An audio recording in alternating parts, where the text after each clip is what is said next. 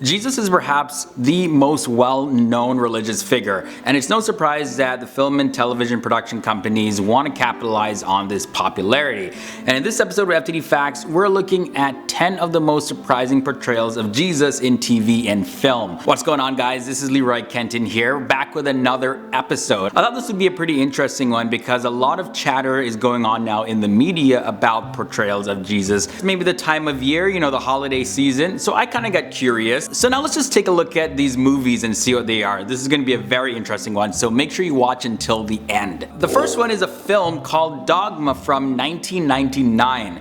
Kevin Smith's Dogma is filled with profanity, so the film sparked a lot of controversy both before and after its release. Dogma depicts Jesus in the form of a statue of Buddy Christ with a huge smile on its face and a wink. Now, we've all seen this image. This is where it came from. The Catholic League was not impressed with this one at all, even though in the film the main character rediscovers his faith.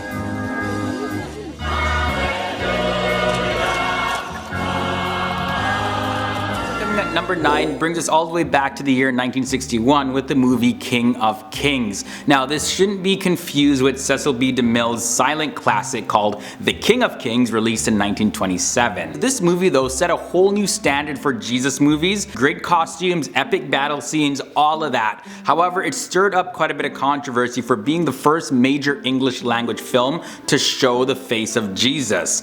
Now, decades later, the most controversial aspect of the film is still the casting of Jesus as a white male who appeared to have been given some bronzer to tan his skin a little bit, and they were like, this guy, he's like way too pretty to play Jesus. Next up is Jesus of Montreal from the year 1989. This French-Canadian production focused on a Jesus-like theater actor named Daniel who is commissioned to adapt the Passion play showing the crucifixion of Jesus for a modern audience. Daniel, also playing Jesus, or supposedly playing Jesus, eventually receives a lot of resistance from the clergymen who commissioned him in the first place. Then he defends his right to artistic expression in a very Jesus-y way. The film has many parallels to the New Testament, and it explored other ways to communicate the fundamental principles of the story of Jesus, but just in a new way. So it wasn't really controversial like in a negative way, it just was very surprising. People did not expect this. And number 7 brings us Jesus of Nazareth from 1977. Franco Zeffirelli's iconic 6-part miniseries was a big hit in long-form storytelling of a biblical story.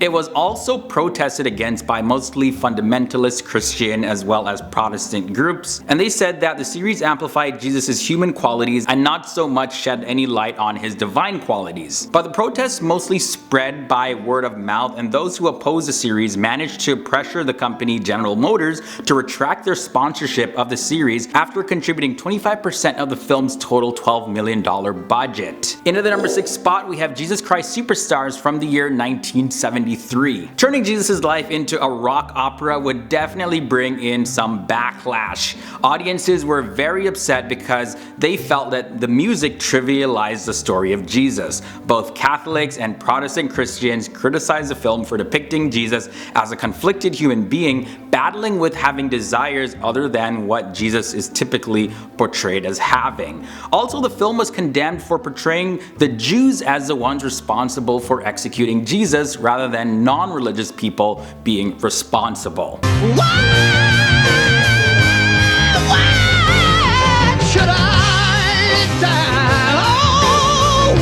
At number 5, The Last Temptation of Jesus Christ from the year 1988. This one was directed by Martin Scorsese, and this movie portrayed Jesus hanging on the cross and then reimagined living out an alternate life where he gets married and is no longer interested in carrying out the mission that God gave him.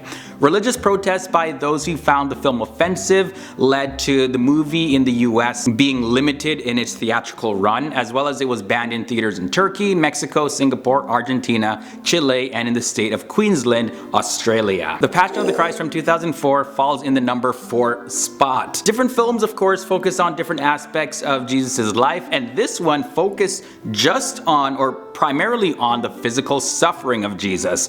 There are other moments of the life of Jesus throughout the film shown in the form of flashbacks, but for the most part we simply see Jim Caviezel, who played Jesus, just being brutalized. It's very bloody and gory. The film was also filmed in the language spoken during the time of Jesus, and it gets very disturbing at times, and those of the Jewish community were also very offended that the film portrayed them as the ones responsible for Jesus' suffering. At the time, it was the highest grossing rated R film in the United States. Next up at number 3, we have Jerry Springer the Opera 2005. Like, really? The Jerry Springer Show has never been known for being non-offensive, and there's no surprise that this movie featuring Jesus, Mary, and God would bring in some controversy, like duh. This film opera follows Jerry Springer as he attempts to mend the relationship between good and evil as he goes into hell. Unfortunately, many people found the idea of Jesus and Jerry Springer together simply offensive. Many people particularly dislike the fact that the actor who played Jesus in the third act also portrayed a man dressing like a baby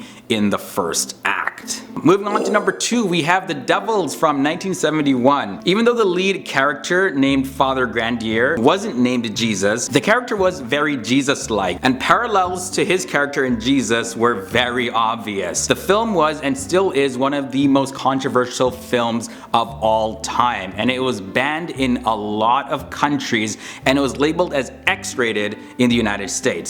The film is also known for what was actually cut out of the film. We see scenes of nuns being very inappropriate towards a statue of Jesus, among other things. The movie, yeah, got an X rating. Now in the number 1 spot, we have the upcoming Netflix TV series Messiah. Now the character is named Al-Masih, which means the Messiah in Arabic. However, according to Islamic theology, the deceiver or the Antichrist is known as Al-Masih ad-Dajjal. Now people say that this is just an attempt by Hollywood really to get into the minds of people to accept Dajjal or the false Messiah. And other people are saying that this is Hollywood's way of just carrying out the agenda of the Illuminati. They want to brainwash people. Even look at the name Messiah for the TV show, like the A actually is a triangle which is associated with the Illuminati. Now there are countless subscribers that are threatening to boycott and cancel their Netflix subscriptions because the show shows a person who claims to be the Son of God. Show Jesus, yes, okay, one thing. But when you're showing